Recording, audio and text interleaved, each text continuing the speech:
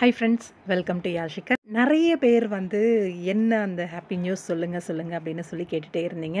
ஃபைனலாக சரி ஓகே சொல்லிடலாம் அப்படின்னு சொல்லிட்டு நம்ம எல்லாருமே எதிர்பார்த்துட்டு இருக்க ஒரு விஷயம் என்னென்னா, கனவில் வந்து நம்ம காவேரி விஜய் கிட்ட வந்து சொல்லுவாங்க, இந்த மாதிரி ப்ரெக்னெண்ட்டாக இருக்கேன் அப்படின்னு சொல்லி விஜயோட ஹாப்பினஸ்ஸை நம்ம பார்த்தோம். அதே மாதிரி இப்போ ஃபோனில் மாவி சொன்ன உடனே அப்படி ஒரு குஷி, அப்படி ஒரு ஹாப்பினஸ் வந்து காமிச்சிருக்காங்க. நம்ம எல்லாருக்குமே ஒரு தாட் என்னென்னா, காவேரி வாயால் காவேரி சொல்லணும் அப்படிங்கிறது தான் எதிர்பார்த்துட்டு இருக்கோம். அது காவேரி சொல்லும்போது இன்னுமே நல்லா இருக்கும் அப்படின்னு சொல்லி ஆக்சுவலாக காவேரி சொல்ல மாட்டாங்களோ அப்படின்னு ஒரு டவுட்டும் இருந்துச்சு.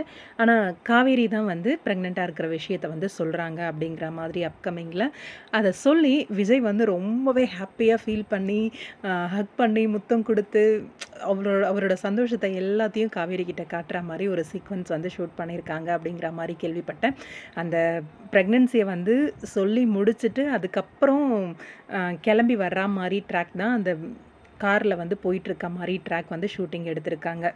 ரொம்பவே ஹாப்பியான ப்ரெக்னென்சி ட்ராக் வந்து ரிவீல் ஆயிடுச்சு அப்படிங்கிற மாதிரி தான் கேள்விப்பட்டேன். அடிக்கடிக்கு கனவு கனவுன்னு ப்ரெக்னென்சியை சொல்கிற மாதிரியெல்லாம் போடுறதுக்கு வாய்ப்பே இல்லை. அந்த மாதிரி போட்டாங்கன்னா ரசிகர்களே ரொம்ப காண்டாயிடுவாங்க. ஃபஸ்ட் டைம் போட்டாங்க, ஓகே, அது எல்லாரும் எதிர்பார்த்துட்டு இருக்காங்க, அந்த டைம் வந்து ரசிகர்களை சந்தோஷப்படுத்துறதுக்காக அதை செஞ்சாங்க அப்படின்னு சொல்லிட்டு செகண்ட் டைமும் அப்படி இருக்கிறதுக்கெல்லாம் வாய்ப்பே கிடையாது.